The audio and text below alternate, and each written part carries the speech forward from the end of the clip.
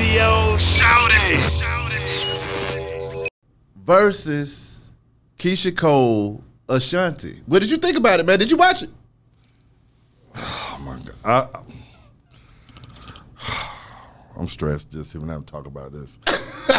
What's so stressful about that? They look like two fish-eye fools up there, man. Now, why you say that, Wick? I mean, they did. It's just, you know what? I'm so sick of. I'm just the songs are great. Yeah, I'm sure they're great girls. I don't know them personally either, but what was revealing to me is that they can't sing. You know, and I grew up, and a lot of people out here, man. We grew up on the Whitney Houstons, the Mariah Careys, the Luther Vandrosses, the Stevie Wonders, the Dionne Warwicks, the Lionel Richies. Man, come on, the Isley Brothers. They go on and they went on live. and on and on and on. We come out for Patti LaBelle and Gladys Knight were on the verses. Monica and Brandy. You understand what I'm saying? And this, well, my baby did without you. Oh no! You can't. I ain't mad at nothing that Ashanti did because she showed up on time. I just got pissed when Keisha Cole showed up so damn late that it didn't make no fucking sense. And that all goes into when you know you can't really sing. You know you don't want to be there. You know what I'm saying? So I mean, nothing else. You know, you have those type of laxes and stuff. So like I said, it was to me it was just disappointing. They were horrible at best to me. I think it was the worst verses that there was. Oh! Yeah, that I seen. It's been 21. So verses. now what do you think is going to be the greatest verses of all time then? Well, right now, we both know that the greatest verses is Young Jeezy and Gucci Mane. Facts. That one, they did 9.1 million views, I think. Don't quote me on that, but a little over 9 million. And matter of fact, I'm glad you asked me that because I was just talking to Bun B over the weekend. About the same thing. Yeah. I told Bun B that 8ball and MJG and UGK Verzuz is gonna be the number one. It's gonna beat that Jeezy. I don't know about that, Wick. Now you know I love me some Bun B, but I don't know about that. Yeah, yes it is. And I'm gonna tell you why, B-High. I'm gonna tell you why. And this is so funny. I'm sitting there talking to Bun B on the phone. And you was probably talking out the side of your neck when you was talking to him. No. I'm talking to him. And when I told him that, let me take this talk because I'm getting a little hot. So when I told Bun that, I said, Bun, y'all versus is gonna beat Jeezy and Gucci. He said, I don't know, Wick. It's a tall glass of water to swallow right there. I said, no. I said, I'm telling you, it's gonna be there. He said, man. He said, why do you feel that way? Because I want that answer too. And the reason I feel that way is because of this right here. 8ball and MJG are gonna get all the same fan base, fans to come in to watch that watch Gucci and Jeezy. So therefore, it's gonna be close just off of that alone. Here's why I feel like they're gonna beat it. Talk to me. But this has to happen now. This has to happen. And I told Bun, they have to have a hologram of Pimp C. If they have the hologram of Pimp C, they'll beat Gucci and Jeezy.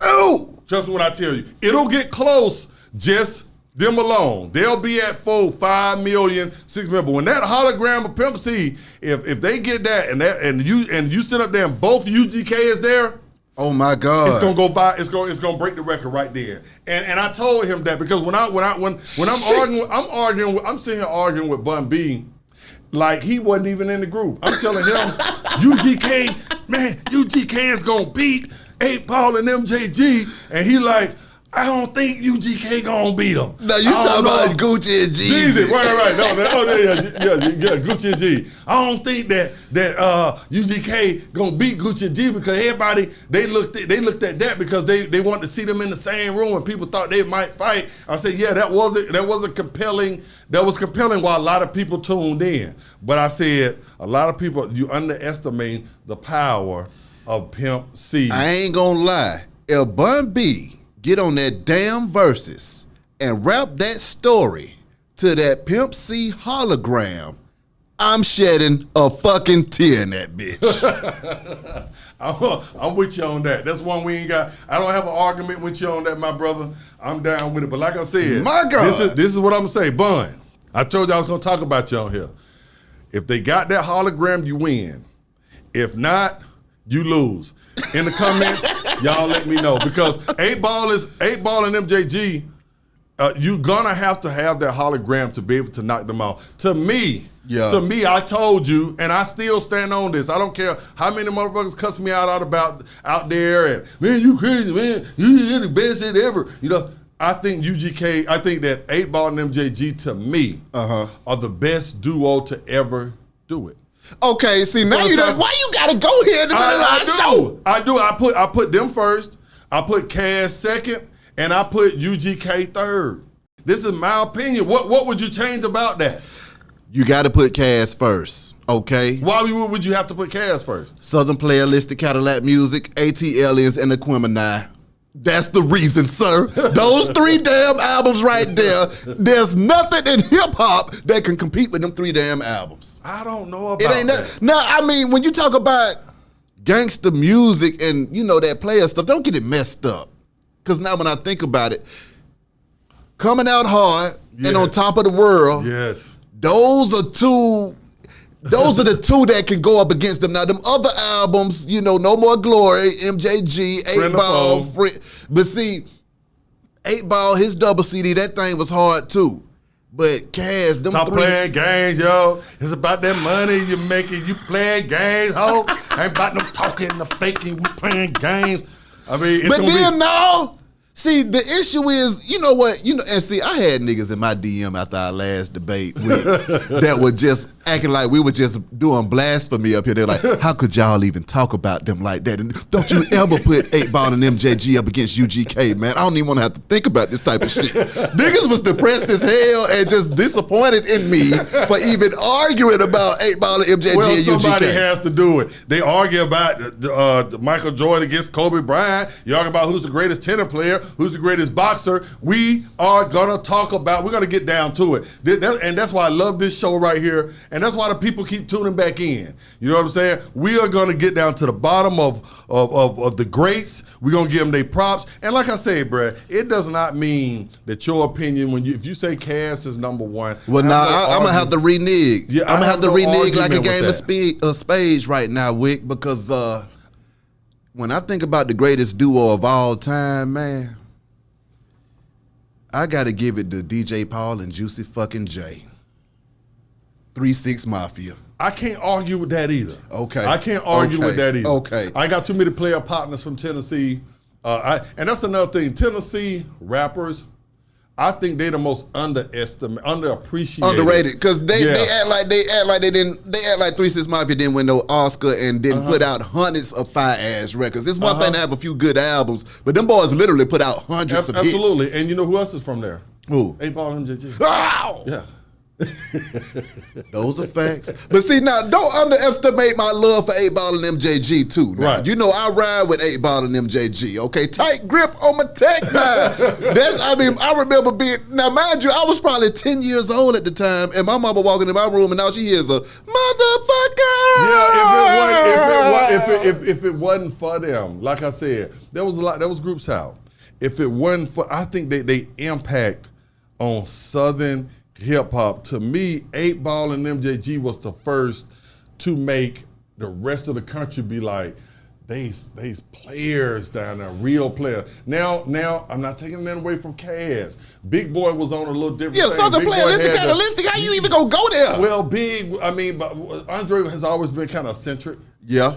And now I'm gonna give you that. Ball and G were both players. Correct. You know, and Big was the player in that group. Big was the player in that group Big right was there. The player. And damn, they always people always kind of hate on Big. You know, not to change the subject, but here, now, I'm tired of that shit too. Yeah, Big. Everybody call Andre 3000 the GOAT. He this, he that, and that. I don't remember Andre 3000 doing too many hit records without Big standing there right beside him. Well, see, the thing is, when you say that Andre 3 Racks is the GOAT, it's because of the shit he done said in them bars. Now, when you break down them bars, bar for bar, I will put Andre 3 Racks up against anybody in fucking hip hop, okay? Okay. I'm gonna put 3 Racks That's up fair. against anybody in hip hop. But now, when we say bar for bar early in that Outkast thing, Big had the lead on Southern Playalistic. Right. They was neck and neck on AT Aliens. Right. And I think Andre kind of edged them out in Aquemini. But was it more about his eccentric style that he got a bigger fan base because he kind of evolved and changed over the time. I think Big kind of stuck to one script, Southern Player, football socks, and and Woo the Woo, and he kind of stayed right in there. And I think that's kind of why. I think Andre just got a bigger fan base because he became so essential. He wasn't scared to step outside of the box. He kind of showed a lot of artists, hey, you don't have to do the same thing over and over and over and over and over and over and over and over again. You can do something different. He got with Erykah Badu. So he was, he was a little bit more eccentric, and I think for that reason that's why his fan base got a little bigger. I don't think he's a much better rapper than Big. Well, I'm going to be real, and I hate to say this because what I'm about to say might piss some folks off. Outkast departed from my soul when Organized Noise stopped producing them whole goddamn albums. And when I got that booming verse from Big, that made me feel some type of way when I heard that production from Organized Noise and him snapping on it. It's just a whole nother element. It's like, it's a chemistry and a synergy that you're going to have with your folk. Mm-hmm. And I felt like they kind of got away from that. And if you would have had Organized Noise throughout that whole thing, them boys probably would have had 7 or 8 damn albums that would have touched the heart of AT Aliens forever. Well, see, you know why they say if it ain't broke, don't fix it. Yeah. That's us in the hood, man. I was out there trying to work on some shit that I don't even need to be, fucking up the engine and I'm gonna put this new gasket on here. It's supposed to, come on, Brad. I agree with you on that. I saw Rico Wade around and.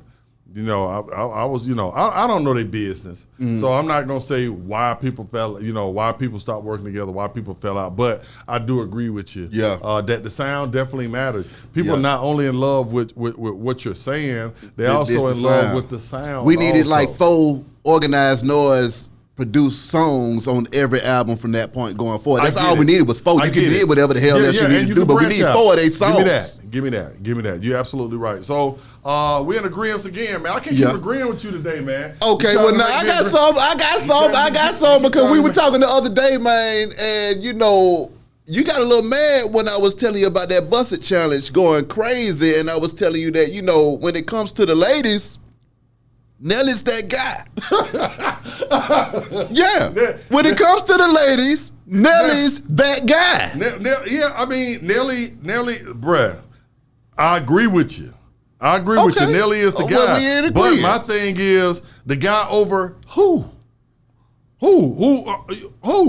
It ain't nobody else that made music for the ladies like Nelly. What about LL Cool J? Didn't we talk about that? Even though his name was Ladies Love LL, he don't know.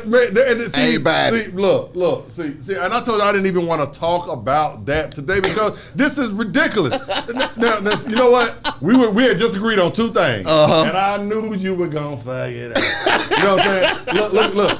Look. EJ sitting back there shaking his head. Don't say. EJ ain't trying to hit. Don't say LL. Look. LL Cool J and Nelly do not even belong in the same class. You damn right, because LL never went diamond, fool. Man, that don't mean so. You know what? Hold on. Let me call my mama right fast. Let me call mama. Hey, mama. Oh, you watching the show? Okay, I'm gonna tell him. Mama said, "Knock you the fuck out." Are you fucking crazy, man? Are you gonna? We talking about Rock the Bells. We talking about my radio. You know what I'm saying? We talking about, I'm the type of guy. I'm bad. You know what I mean? Underlet, mommy, E-I, Man, come on. Oh. It's getting hot in her. And Nelly had one album. And it went diamond. That was the only thing. That's all he needed. After that right there, you know, he got his little football tape on his eye, whatever the hell he got. Man, they done brought home his homie. He had to take that off. Look, it's not the same. It's not even the same. Now, I'm gonna tell you something. On all serious notes, and people have said this in the comments on here. LL Cool J should be in the consideration for greatest of all time. This mess with Nelly, this is just, that's ridiculous. This is a ridiculous argument. And the people out here, you know what? You like the last president we had. You are, and I'm gonna tell you why. You think that you can tell your fans anything, any garbage, and they gonna ride with you. They gonna ride for you. No, you do because for you to sit up here and fix your mouth and say that Nelly is in the same category with LL. I need love. Come on, LL was the first. You talking about a player? Did you know that LL caught somebody breaking in his house, and the dude had a gun, and instead of LL pulling his 50 guns, he disarmed him and broke his back? Wait a minute, that's swole. See, that's the problem. LL was always too damn swole for his own damn good. So I mean, you know, he also whooped Jamie Foxx's ass on the movie set because he was too damn swole. Jamie needed his ass. No, man, LL was pumping too much damn iron. That's right. Mama said, "Knock you out." That's right. Mwah, delicious. That man LL Cool J should be, while we sit here shucking and jiving around, it should be, and I want y'all people to tell me, top 5, number 1, number 2, number 3, number 4. I can make an argument for LL being the greatest rapper / entertainer that has ever did it. I don't care who you throw out there. Remember we had the Tupac Wayne thing. Yeah, I mean, you know what I'm saying? I made a case for Wayne. It don't mean that Wayne is better, that what's the GOAT of all time, but we here to just make a case for people that deserve a case to be made for. Well, see, now those are facts. Now I'm gonna have to come on in on LL because I'm gonna be real. Even when you speak of this GOAT language, he is the one who came up with the damn term. He had that album, Greatest of All Time. He sure did. And that's when niggas started using the word GOAT. He sure did. So with that being said, you know, just that kind of pressure that he put on the game is enough for me to take my headphones off to But you still will sit here and say in a versus. For the people, I want you to look in the camera because if they don't, if they give you a pass on this right here, I'm going down the comments and I'm gonna say y'all some hypocrites. Y'all lying because I had said that same shop at all television homes. Now, look in the camera and tell me that Nelly in a versus will beat LL Cool J. Underlay, mama, oh. What's poppin' tonight? You know what? What's poppin' tonight? Hold on. I got something for y'all out there. What you got with? You know, I knew you was gonna talk crazy today. So I can't prepare. Oh. Yeah, I can't prepare. What this man got over here, EJ? He got his Halloween LL outfit. LL got the white guy. I don't know if you can zoom in to see that. You know, you got the white guys out there. They have their own brand. You know what I'm saying? You know, let me put on my LL. You know, this ain't the real Kango, but hey, you know what I'm saying? It don't work. As long as the hat looks like this. Let me bust this wide open right here. Damn. Take me, it even, look at this. Damn. It comes with the pinky ring. Oh. Do I get the pinky? Oh. I can't even get it on my pinky. Oh, how? Not the glass. Not the LLs. Not the LL. Well, see, it's about to get ugly. It's about to get ugly. Because is that LL or Run DMC, sir? It's a little bit of both. Because Ron was the first out there with that. So it's a little bit of both. See, I wouldn't let you slide if you had a glass. They were partners. You know, look. The chain's so goddamn long. Look what it. We gotta do it twice. I'm 2 chains. I can do it 2 times. You know what I'm saying? They get a picture of this right here. You know what I'm saying? Hey, you know what? Shout out Run DMC and LL Cool J. Bim. But you know what? Who don't has an image like that? Who? Nelly. Hey, I wish I had me a Superman Band-Aid that I could put on my right eye now. Nobody liked the Band-Aid. Nobody liked the Band-Aid. It's getting hot in here. The Band-Aid, the Band-Aid didn't work. It's getting hot in here. Yeah, let's be honest. The Band-Aid didn't work. Nobody. It didn't set trends. Nelly thought when he was, I'm gonna put this Band-Aid on, boy. But everybody gonna be doing that. Tell me, Ma, what it's gonna be. Nelly was that guy. The man sold 10 million records. Who else sold 10 million records? Except for Cass. You see how good I look for and DJ Monte. Mm-hmm. Yeah, I won that one again right there, man. I won that one right there. I'm gonna let you slide though. I'm gonna let you slide because when we talk about LL though, man, when you talk about rocking them bells and stuff like that, man, and you just talk about his career as an actor / rapper, just flat out all around entertainer, the only person that I could put up against him is Tupac. And then once again, when it comes to LL, I feel like he's being left out of those conversations and too, he man. is, and I admit, I'm one of the guys that has, you know. Let me matter of fact, see, I'm already taking off stuff. You know what I'm saying? Let me go back. You got to get in character. Oh yeah, I agree with you. And I've been guilty of doing that. We always talking about the GOAT. I'm always throwing out, like I say, we throwing out 3,000, we throwing out Snoop Dogg, we throwing out Wayne, we throwing out Pac, and I never hear LL. And every time I say that, people come in the comments like, "What about Jay? What about L?" You know what I'm saying? But Jay gets his fair enough GOAT talk. Yeah. But L, nobody really, you know. I'm gonna just be real. I think that, you know, hardcore gangsters have something against real players, man. And that's true, but a lot of his songs, Mama said, knock you out. I'm bad, nigga. He was on, he don't took the cop stuff. You know what I'm saying? It don't get, we forget about it. Y'all go back and listen to LL Cool J catalog. Yeah. He got a good mixture, bruh, of street records and player record. He ain't just a guy that has come out. That's what I was saying about when I was telling you about 8ball was the first big player rapper. Yeah, the Fat It was Mac, a lot of people came on the post, and I'm glad I can check y'all about this. Well, Heavy D, he was the first. He was a player. He was the big one. No, Heavy D was a caker. Heavy D was an ass kisser. First of all, you ain't about to say that about Heavy Mediddly D. You ain't about to talk about Heavy Mediddly D like that. It's a different thing. When Ball was the first, backhand, right? Ball was the first that, I'm a player. Drown in the tub, rubber dub. Yeah, right. Heavy D was more of, a lover man. He doing it the right way. He get up and going to work every morning. He getting your pedicure. Ball like, bitch, give me a massage. With the bitch with a fan belt. I say they were different. They were a different style. Yeah, Heavy D was a player, but he was like that good church going good boy. Yeah. 8ball was, nigga, you gonna respect this? I'm fat and I'm in the trap like this right here. Heavy D wasn't rapping about being, trapped out, backhanding brawls. Well, I'm going to put it to you like this, though, too. I'm going to take it to another level.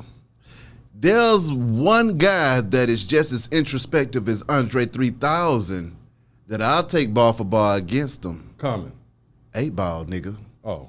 8ball got real introspective in them songs, too. Because he was a player and he was a pimp, but he actually talked about real shit at the same time, too. He did. And I can appreciate his flow because he talked about stuff that, no shame, I had to get from A to B to make the CHEESE coming up. Right. Okay. Right. No shame in that. He paid his dues. So I definitely, like I said, I want to see that as a recap on everything, man. That Verzuz, Pimp C. Bring Pimp C out in that. Wait a minute, hold on. We need to say this to Swiss and Timbaland though, man, because see, this is the thing. I heard online that they was trying to whip out the Tupac and the Biggie for a Verzuz. But if y'all want to put it down for the South, because you know that this is where it's at and this is what people love and this is what folks gonna show up for, you bring the Pimp in there in all his glory and let him talk his stuff. And let's do one hologram first. Let's not just jump into the two. Yeah. Save that. Let's go ahead. We just came off that god awful Keisha Cole. Yeah, you gotta bring it to the South. If you want to win, you gotta bring it to the South. Let's build back up. Let's get off the one that we just saw. Let's put that behind us.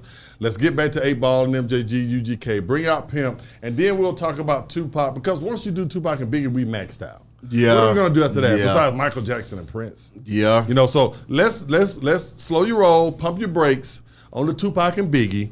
Versus you listen to us, Timberland. Y'all listen to us, Swiss. You went to Stone Mountain High School. I'm a Stone Mountain High School alumni too. Go Pirates. Slow your roll.